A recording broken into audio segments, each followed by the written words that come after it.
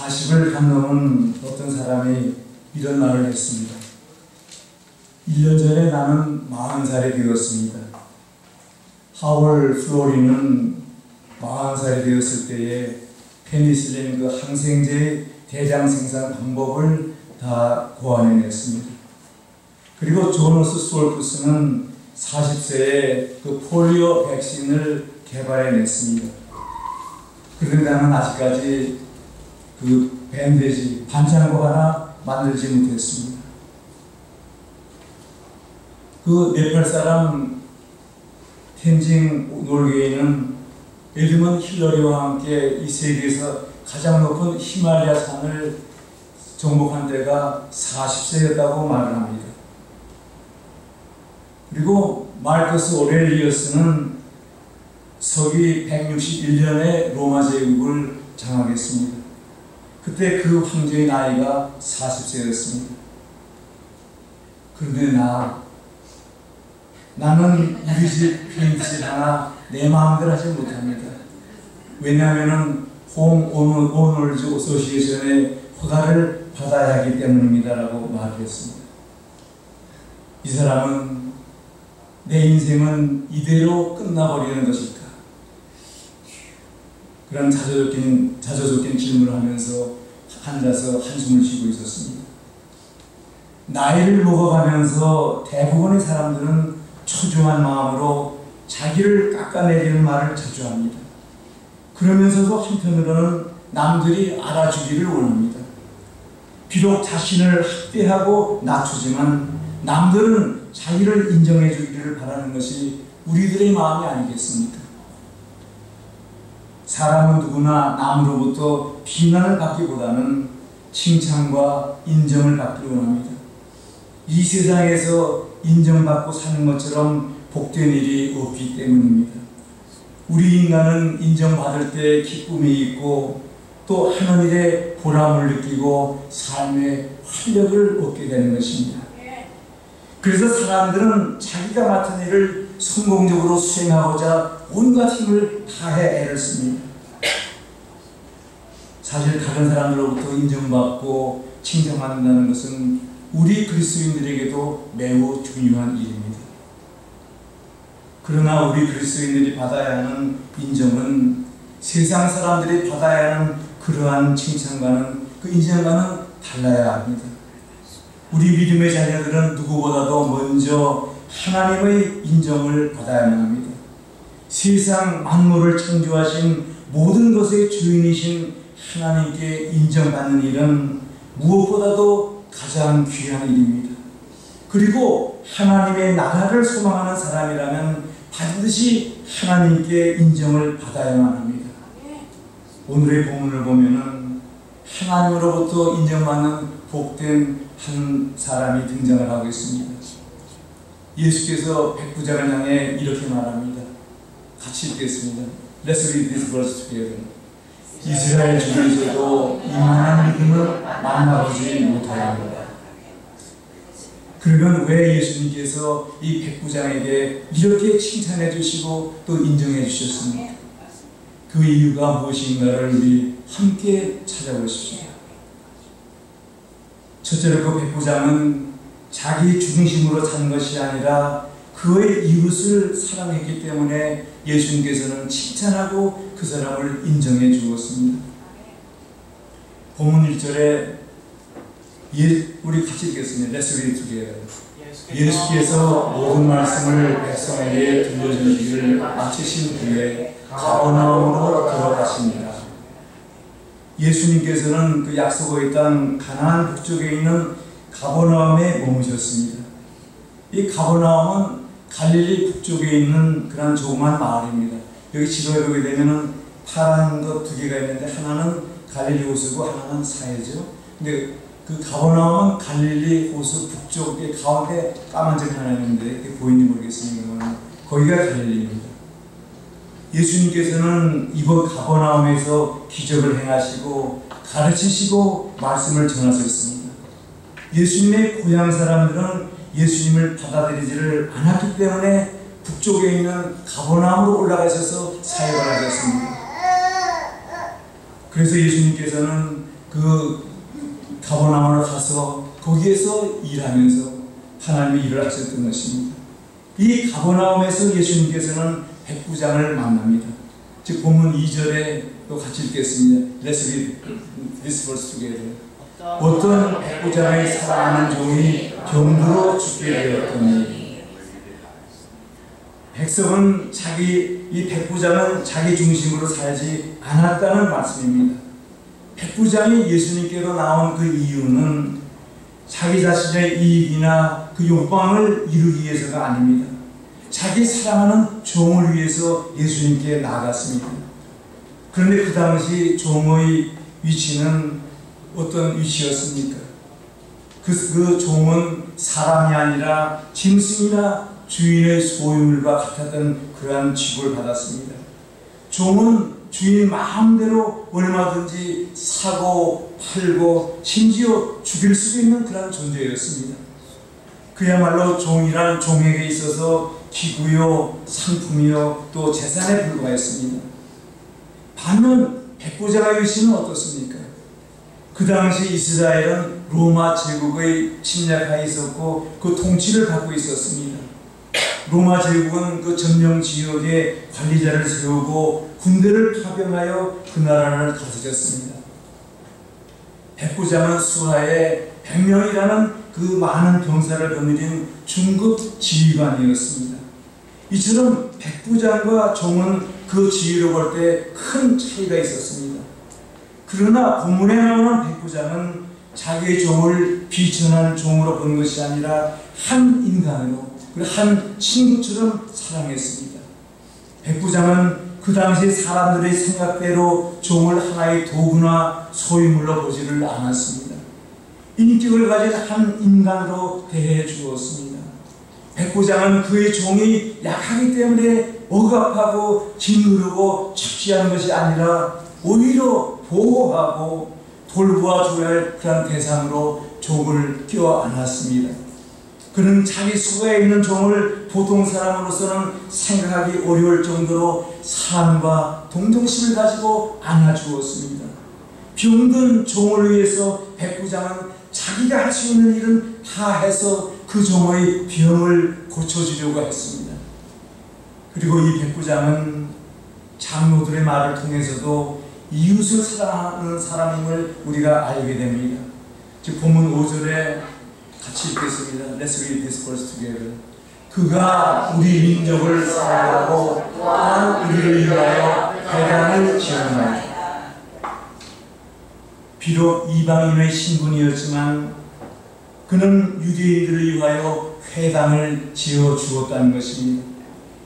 회당은 이스라엘 백성들이 바벨론으로 포로로 잡혀가서 거기에서 그 율법 교육과 종교적 전통을 계승하기 위해서 세워진 하나의 그런 기관입니다. 그 후로 유대인들은 그들이 가는 각 골마다 회당을 세워서 그곳에서 예배를 드렸습니다.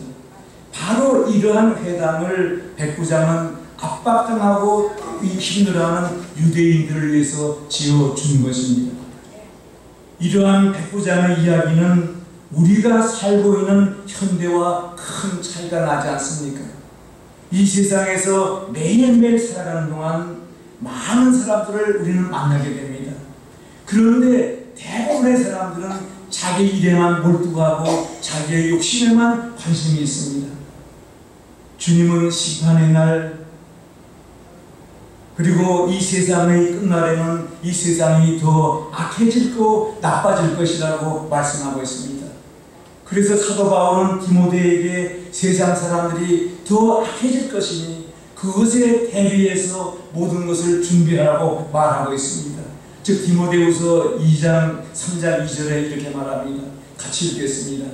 사람들은 자기를 사랑하며 돕는 사랑하며 자랑하며 교만하며 비방하며 부모를 거역하며 감사하지 아니하며 거룩하지 아니하다라고 말씀을 합니다. 때에 따라 우리에게도 죄악이 스며들어와 그 죄악의 영향을 받는 데가 많이 있습니다. 지금 우리는 죄악을 피하기 힘든 이 세상에서 살아가고 있습니다. 우리 모두는 죄를 지으려는 육신을 가졌기 때문에 죄를 짓지 않고 피하기란 여간 어려운 일이 아닙니다. 그래서 주님은 우리가 하나님을 믿는 사람이라는 것을 늘 기억하면서 살라고 말씀합니다. 우리는 믿음을 가지고 나 자신의 욕심만을 위해 살 것이 아니라 다른 사람의 필요를 채워주려는 백부장처럼 살아야 합니다. 바로 이것이 예수님을 따라가는 우리가 이 세상에서 해야 될 일입니다. 바울은 갈라디아에서 이렇게 말씀합니다. 우리 같이 읽겠습니다. Let's read this verse together. 형제들아, 너희가 자유를 위하여 부르심을 입었으나 그러나 그 자유로 육체의 기회를 삼지 말고 오직 사랑으로 서로 돕는 듯하라. 세상 사람들은 나 자신만을 생각하고 자기 중심으로 살아갑니다. 그러나 우리 그리스도인들은 상대방의 필요에 관심을 가지고 서로 섬기며 또 서로 인정하면서 살아가야 한다고 가르쳐주고 있습니다. 김병태 목사는 섬김과 순종으로 세워가는 행복한 교회라는 그 책에서 이런 이야기를 하고 있습니다.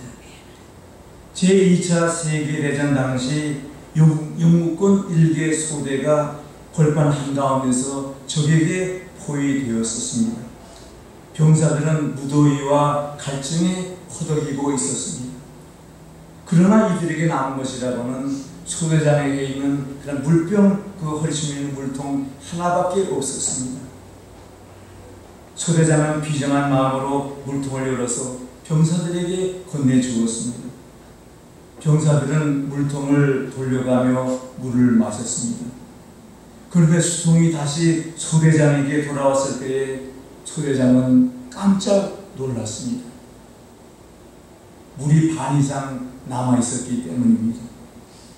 여전히 찰랑거리는 물통은 병사들에게 새로운 희망을 주었습니다. 서로를 위하는 전우가 옆에 있음을 깨달았기 때문에 그들은 지원군이 올 때까지 어려움을 이기면서 살아남을 수 있었다는 그러한 이야기입니다. 비록 절박한 상황이지만 우리가 취하는 태도에 따라 상황은 얼마든지 달라질 수가 있습니다. 성김이 담긴 감동적인 태도야말로 사람의 마음을 움직이는 원천이 되는 것입니다. 서로 다른 사람이 모였지만 상대방을 소중히 여기며 먼저 섬기고 배려할 때 우리가 속한 이 주사람 공동체는 그야말로 하나님께서 원하시는 사랑의 공동체, 행복의 공동체로 자라날 것입니다. 아멘. 하나님의 말씀에 근거한 성숙한 태도는 감동을 일으키고 공동체 구성원으로 하여금 행복을 경험하게 만들어줍니다. 이처럼 이웃을 사랑하고 내 옆의 사람들의 필요를 채워주려는 사람을 하나님께서는 칭찬해 주시고 인정해 주십니다. 지금 우리는 우리 자신만을 위해 수고하는 사람들이 많이 모여있지만 진정 내 옆에 있는 사람들, 내 이웃을 위해 애쓰는 사람들을 찾기가 힘든 이 세상에서 살아가고 있습니다. 달면 삼키고 쓰면 내뱉는 세상입니다. 내게 이익이 되면 관심을 보이고 그렇지 않으면 무시해버립니다. 나 자신의 이익과 자랑을 위해서는 무엇이든지 합니다. 그러나 진정 도움이 필요한 이웃에 대해서는 많은 사람들이 관심을 나타내 보이지를 않습니다. 그렇게 하기보다는 우리는 백부장처럼 이웃을 사랑해야만 합니다. 그래야 우리도 백부장처럼 하나님께 칭찬받고 하나님의 인정을 받는 사람으로 살아갈 수가 있습니다. 두 번째로 예수님께서는 백부장의 겸손함을 인정해 주셨습니다. 본문에 등장하는 백부장은 그야말로 겸손한 사람이었습니다. 본문 3절에 예수의 소문을 듣고 유대인의 장로 며칠 보내어 오셔서 내 종을 낫게 하소서라고 청하고 있습니다. 부와 권력을 한몸에 지닌 백부장은 예수님을 직접 찾아가서 가지 아니하고 유대인 장로들에게 부탁을 했습니다. 자신은 유대인도 아니요 할례받지 않은 이방인으로서 감히 주님 앞에 나설 수 있는 처지가 아니라고 백부장은 생각을 했습니다. 이 얼마나 겸손한 자세입니까? 자신에게 주어진 부와 권력을 한 번쯤은 과시하고 싶은 것이 인간의 본성인데 그는 그러한 마음이 없이 자신을 낮추었습니다. 또한 본문 6절 7절에서도 그의 겸손함을 보여주고 있습니다. 장로들의 청을 듣고 예수님께서 백부장의 집으로 발걸음을 옮기려 합니다. 그때 그는 그 벗들을 예수님께 보내어 뜻밖의 이런 말을 하고 있습니다. 우리 같이 읽겠습니다. Let's read this verse together. 주여 수고하지 마옵소서. 내 집에 들어오심을 나는 감당하지 못하겠나이다. 그러므로 말씀만 하사 내 하인을 낫게 하소서. 예수님께서는 지극히 위험이 있으시고 분에 넘치는 분이시라고 백부장은 생각을 했습니다. 그래서 그는 예수님께 어렵고 두려워하는 태도를 나타내 보인 것입니다. 주님은 이 백부장의 겸손함을 보고 칭찬을 해주셨습니다. 백부장은 그가 가지고 있는 권력을 알고 있었습니다. 그러나 그의 권력은 예수님께서 가지고 계신 그 권력에 비하면 아무것도 아니라는 것도 잘 알고 있었습니다. 그래서 백부장은 본문 8절에 이렇게 말합니다. 같이 읽겠습니다. Let's read this verse together. 나도 나무의 수완에 든 사람이요 내 안에도 경사가 있으니 이더러 가라 하면 가고 저더러 오라 하면 오고 내 종로로 이것을 하라 하면 하나이다. 병든 종을 위해 자기 집으로 오시는 예수님께 백부장은 친구들을 보내어 무엇이라고 말씀했습니까? 본문 7절에서 그는 말씀만 하사 내 하인을 낫게 하소서라고 예수님께 말씀드렸습니다. 백부장은 말씀으로 온 우주를 창조하신 하나님을 믿었고 온 인류를 구제해 주신 예수님을 전적으로 믿었습니다. 세상을 지배하고 있던 로마 제국의 권력이 있는 백부장이었지만 그는 예수님께 내 집에 들어오심을 나는 감당할 수 없습니다라고 말을 합니다. 그는 또다시 7절에 그러므로 내가 주께 나아가기도 감당치 못할 줄을 알았습니다라고 그래서 장로들에게 부탁을 해서 예수님께 청했다고 말을 하고 있습니다. 백부장은 그가 원하는 때에 그가 원하는 것을 할 수 있는 권위와 힘이 있었습니다. 그렇기 때문에 사람들은 그의 앞에 와서 무서워서 떨었습니다. 그런데 이처럼 권력이 있는 백부장이 예수님께 말씀드릴 자격이 없는 사람이라고 자신을 생각하고 있습니다. 얼마나 겸손한 자세로 예수님을 믿고 있습니까? 이에 대해 본문 9절은 이렇게 말합니다. 이 말씀 같이 읽겠습니다. Let's read together. 예수께서 들으시고 그를 놀랍게 여겨 돌이키사 따르는 무리에게 이르시되 내가 너희에게 이르노니 이스라엘 중에서도 이만한 믿음을 만나보지 못하였노라. 예수님께서 몹시 놀라셨습니다. 그리스도인도 아니요 유대인으로 태어난 사람도 아닌 백부장의 겸손함을 보시고 그를 인정해 주셨습니다. 겸손한 태도를 가지는 것은 우리 신앙생활에서 매우 중요한 일입니다. 하루는 성자 어거스틴의 제자들이 어떻게 해야 하나님께 큰 은혜를 받을 수 있습니까? 라고 질문을 했습니다. 이때 어거스틴은 겸손이라고 대답을 해주었습니다. 그러자 제자들은 큰 은혜를 받을 수 있는 두 번째와 그리고 세 번째 비결은 무엇입니까? 라고 다시 물었습니다.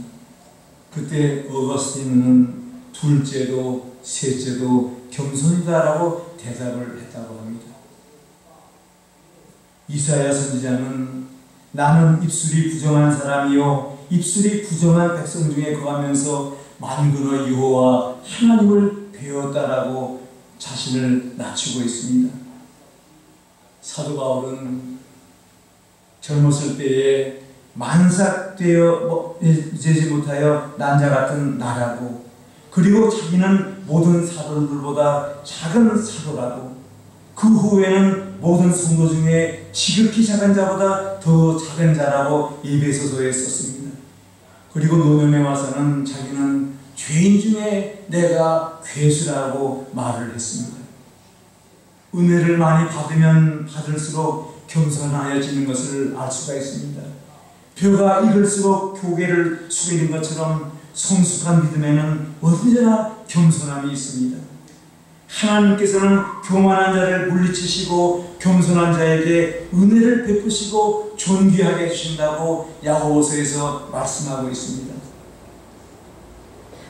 예수님께서는 백부장의 믿음을 보시고 그 겸손함을 보시고 이스라엘 중에서도 이만한 믿음을 만나보지 못했다라고 칭찬해 주셨습니다. 우리도 백부장처럼 겸손한 삶을 살아 예수님의 인정을 받는 그러한 삶을 살아야만 되겠습니다. 마지막으로 예수님께서는 백부장의 말씀에 의지하는 위대한 믿음을 인정해 주셨습니다. 즉 7절에서 백부장은 이렇게 말합니다. 같이 읽겠습니다. Let's read together. 말씀하사 내 양을 낫게 하소서. 그리고 백부장은 8절에 또 이렇게 덧붙입니다. 나도 같이 읽겠습니다. 남의 수하에 있는 사람이요 내 아래에도 동사가 있으니 이더러 가라 하면 가고 저더러 오라 하면 오고 내 손으로 무엇을 하라. 이 말은 예수님께서 번거롭게 오실 필요 없이 말씀 한마디만으로도 충만하다는 백부장의 믿음의 표현입니다. 주님께서 말씀하신 대로 내가 하겠습니다. 부부만 내려주십시오. 시키는 대로 하겠습니다. 이 백부장의 말은 예수님의 말씀에 절대 의지하는 그 믿음을 나타내 보이는 것입니다. 성도님 여러분, 여러분은 믿음을 무엇이라고 생각하십니까? 이 물음에 우리는 다른 대답을 할 것입니다. 믿음은 우리들의 확신이나 신뢰를 어떤 것에 두는 것입니다. 사람에 따라 자신들의 확신이나 또 신뢰를 두는 것이 다 다릅니다. 어떤 사람은 물질에 그를 둡니다. 또 어떤 사람은 그들 나름대로 만들어 놓은 우상에 그들의 확신이나 신뢰를 둡니다. 우리 그리스도인들의 믿음은 우리들의 확신이나 신뢰를 오직 하나님 한 분에게만 두는 것입니다. 다른 말로 믿음이란 하나님께서 약속하신 말씀을 하나님께서 그대로 이루어 주실 것이라고 믿고 받아들이는 것입니다. 백부장은 예수님께서 말씀하시면 그대로 이루어지리라고 믿었습니다. 이 얼마나 훌륭한 믿음입니까? 다만 말씀으로만 하십시오. 이 한마디가 건전한 신앙생활의 핵심입니다. 백부장은 자기 종의 병을 고칠 수 있는 능력이 예수님께 있음을 확신했습니다. 예수님께서 원하시기만 하면 손으로 만지거나 환자 곁에 계실 필요도 없음을 그는 믿었습니다. 예수님의 뜻이면 모든 것이 이루어지고 멀리 떨어져 있다 해도 말씀만 하시면 자기 종의 병이 고쳐질 것이라고 백부장은 확실하게 믿었습니다. 귀신도 예수님의 말씀이면 달아나고 예수님의 말씀 한마디에 모든 것이 결정된다는 것을 백부장은 믿었습니다. 이러한 백부장의 믿음을 예수님께서 인정해 주셨습니다. 믿음의 조상 아브라함은 어리석게 보일 만큼 하나님의 말씀을 믿고 순종을 했습니다. 하나님께서 아브라함에게 본토 친척 아비 집을 떠나 내가 네게 지시할 땅으로 가라고 말씀하셨습니다. 그때 아브라함의 나이가 75살이었습니다. 그 나이에 아브라함은 그대로 순종해서 갔습니다. 또 하나님께서는 아브라함에게 외아들 이삭을 바치라고 말씀하셨습니다. 이삭은 어떤 아들입니까? 아브라함이 약속을 받아 100살에 얻은 귀한 아들이 이삭이 아닙니까? 그 아들을 제물로 바치라고 하셨을 때에 아브라함은 아무런 반문도 하지 않고 하나님의 말씀을 그대로 쫓아 앞으로 나아갔습니다. 그때 하나님께서는 이렇게 말씀해 주십니다. 같이 읽겠습니다. Let's read together. 네가 내 아들 내 독자까지도 내게 아끼지 아니하였으니 내가 이제야 내가 하나님을 경외하는 줄 아노라. 하나님께서는 이 아브라함의 믿음을 칭찬해 주시고 그 믿음을 인정해 주셨습니다. 그리고 하나님께서는 말씀을 믿고 순종한 아브라함에게 이삭 대신에 번제드릴 양을 준비해 주셨습니다. 이런 믿음이 있어야 하나님의 인정을 받습니다. 그런데 우리들의 믿음은 어떻습니까? 병들고 힘이 들 때에는 주님을 찾다가 건강해지고 모든 일이 순탄해지면 주님을 멀리 떠나가 버립니다. 왜 그렇습니까? 자기만을 바라보다가 모든 일을 주관하시는 그 하나님을 바라보지 못하기 때문입니다. 역사하시는 하나님을 믿지 않기 때문입니다. 그러나 본문에 등장하는 백부장은 이방인이었지만 말씀만 하십시오. 제가 그대로 하겠습니다라는 결단을 하고 하나님의 말씀에 절대 순종해 앞으로 나아갔습니다. 우리에게도 이러한 믿음이 있어야만 합니다. 하나님을 믿는다는 것은 하나님의 말씀을 믿는 것입니다. 결국 그 백부장의 종은 어떻게 되었습니까? 여기 본문 10절에 이렇게 결과를 말합니다. Let's read together. 본이 어떤 사람들이 집으로 돌아가 보매 종이 이미 나아 있었더라. 백부장의 믿음으로 그 종은 나음을 얻었습니다. 예수님께서는 하나님의 말씀을 믿고 의지하는 백부장을 칭찬해 주시고 그리고 인정해 주셨고 그 종의 병도 고쳐주셨습니다. 율법기상 1장에 보면은 다윗 왕이 나이 들어 늙고 쇠약하여 이제 후계자를 세워야 할 때가 되었다고 알려주고 있습니다. 그때 솔로몬의 이복형인 아도니아가 스스로 왕위에 오르려고 준비를 하고 있었습니다. 이 아도니아는 어떤 사람이었습니까? 같이 읽겠습니다. Let's read this verse together. 그는 압살롬으로 메테라는 자요 음모나 심히 준수한 자 그의 아버지가 네가 어찌하여 그리하였는가 한 말로 한 번도 그를 섭섭하게 할 일이 없을 거라. 그야말로 아도니아는 다윗 왕의 후계자가 될 수 있는 조건들을 많이 가지고 있었습니다. 아도니아는 형 압살롬이 죽고 난 다음 다윗의 남은 아들 중 다윗의 뒤를 이을 최고 연장자였습니다. 그리고 그는 다윗 왕의 사랑을 받았고 외모가 흉증하게 뛰어났습니다. 그리고 그 당시 실세라고 하는 요압 장군이 그를 지지해 주었습니다. 그리고 제사장 아비아달이 그를 적극적으로 밀어주었습니다. 반면 솔로몬은 어떤 사람이었습니까?